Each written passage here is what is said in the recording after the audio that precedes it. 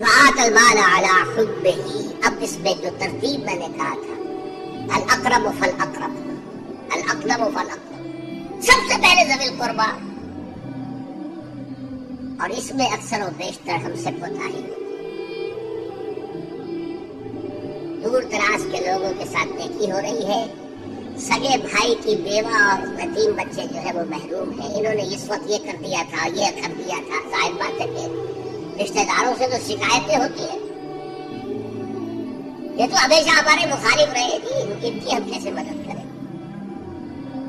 اگر تو اللہ کے لیے دینا ہے تو پہلا حق ان کا، من عطا للہ وابغض للہ وآتا للہ ومنع للہ، اللہ کے لیے دیا ہے اگر تو اپنے اس نفس کے جو انتقام کا جذبہ ہے اس کو کچلو، اور جس کا سب سے پہلا حق ہے اس کو پہنچاؤ، حق بحقدار نصیب، ذوی القربى والیتامى، جو بے سہارا رہ گئے ہیں، باپ کا سایہ نہ رہا، والمساکین، مساکین کسے کہتے ہیں؟ مسکنت کہتے ہیں کم ہمتی۔ آپ کو معلوم ہے آج کل ایک مرض کہلاتا ہے نیورستھیمیا، آدمی دیکھنے میں ہٹا کٹا ہے، صحت مند ہے، لیکن اندر سے اس کی کوئی ہمت ایسے جواب دے گئی ہے کچھ کر ہی نہیں سکتا، وہ ہے مسکین۔ اسی لیے جو فرمایا گیا یہودیوں کے لیے ضربت علیہم الذلۃ والمسکنہ، ذلت کے معنی بھی کمزوری اور مسکنت کم ہمت، ہمت ختم ہو گئی، تو جو اپنے پاؤں پر نہیں کھڑا رہ سکتا اس وجہ سے کہ اس میں وہ ہمت کم ہو گئی، وہ بھی مستحق ہے۔ ابن السبیل اور مسافر، پرانے زمانے میں آپ کو معلوم ہے نہ سرائے تھی، نہ کچھ اور تھا، نہ ہوٹل تھے، پھر اگر کہیں راستے میں چوری ہو گئی، ڈاکہ پڑ گیا تو آدمی جو ہے گھر میں خود ہے، کفیل ہے، اچھا ہے، اس وقت کی حالت ایسی ہو گئی۔ ہمارے یہاں بیگرز نے اسی کو ایک بہت بڑا بہانہ بنایا ہوا، جی میں آیا تھا وہاں سے اور یہاں سے اور میری جیب پھٹ گئی، سب کچھ چلا گیا، اب مجھے واپس جانے کے لیے کرایہ چاہیے۔ اکثر و بیشتر جھوٹے کیسز ہوتے ہیں۔ اگر آپ کسی کو پکڑ لیں اور ساتھ لے کر کہیں تحقیق کراؤ تو بھاگ جائے گا، پھر بھی آئے گا اس وقت سے۔ لیکن یہ کہ مطلب سبیل یہ بھی ایک کھاتا ہے۔ وسائلین، یہ ذرا تفصیل طلب معاملہ ہے۔ اسلام کی تعلیم بڑی متوازن ہے، ایک طرف سوال کی مذمت ہے، مت اپنا دستے سوال دراز کرو کسی کے سامنے۔ جو شخص ہاتھ پھیلاتا ہے مانگنے کے لیے وہ اپنی عزت نفس کو ہتھیلی پر رکھ کر آپ کے سامنے پیش کر رہا ہے، اور آپ ٹھوکر مار دیتے ہیں اس کی عزت نفس کو۔ مانگو اللہ سے، اللہ کسی کے دل میں ڈالے تمہاری ضرورت پوری کر سکتا ہے، بغیر اس کے کہ تم کسی کے سامنے دستے سوال دراز کرو۔ سخت مذمت ہے، اور خاص طور پر بیگری جو ایک انسٹیٹیوشن بن گیا ہے، ایک پیشہ بن گیا ہے، وہ تو اسلام کی تعلیمات کے منافی ہے۔ اور جس طرح کی ہم خیرات بانٹتے ہیں، 5 روپے کا نوٹ دے رہے ہیں مانگنے والوں کو، مسجدوں کے باہر سمجھ رہے ہم نے ہاتھ اٹھائی کی خبر کو لات مار دی، حالانکہ حقیقت میں آپ انسٹیٹیوشن آف بیگری کو سپورٹ کر رہے ہیں۔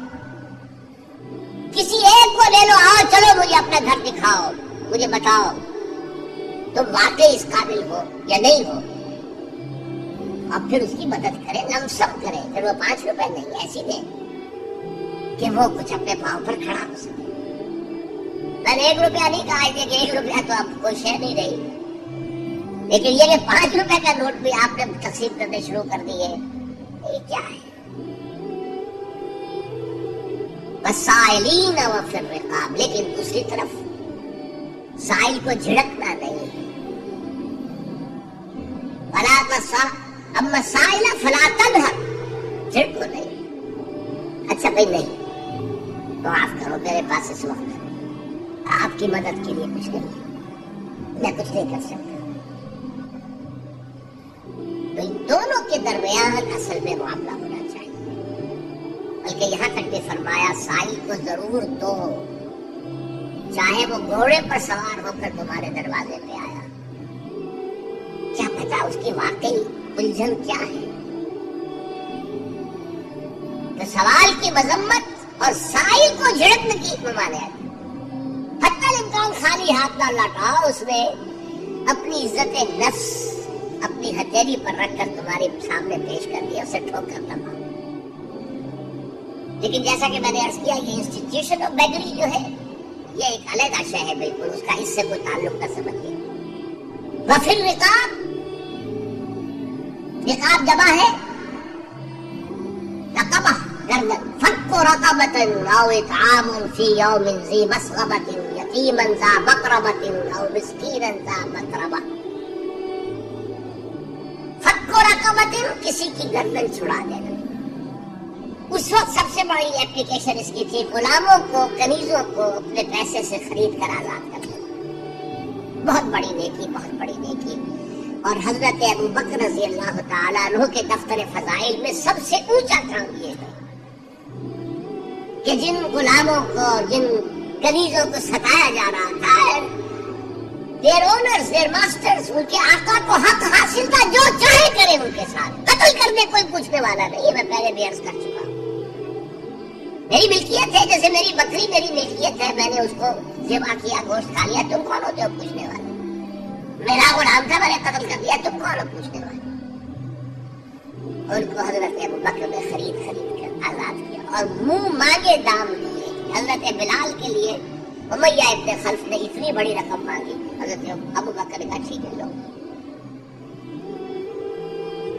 باپ نے کہا بھی ابو قحافہ نے، ابو بکر کو کوئی غلام خریدنا ہی تھا تو کوئی طاقتور آدمی جو کام آ سکے کہیں، اس کو خریدنا چاہیے. مجھے کیا پتا ابو بکر کس لیے خرید رہا اور کس کے لیے خرید رہا ہے.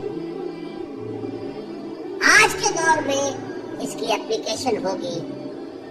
کوئی شخص جو ہے اگر قرض میں اس طرح جکڑا جائے کہ لاکھ ہاتھ پاؤں مارے نکل نہیں سکتا، اس کو کوئی لمپ سم مدد دے کر اس قابل کیا جائے کہ وہ پھر اپنے پاؤں پر کھڑا ہو جائے. یہ نہیں کہ اسے آپ ہر مہینے کچھ رقم دیتے رہے مینٹیننس کے لیے، نہیں. اس سے تو وہ اسی پوزیشن میں رہے گا. یہ بعض مائنورٹی کمیونٹیز کے اندر یہ معاملہ موجود ہے. کوئی بھائی اگر گر گیا ہے کاروبار میں تو اس کی پھر ایسی مدد کی جائے کہ وہ پھر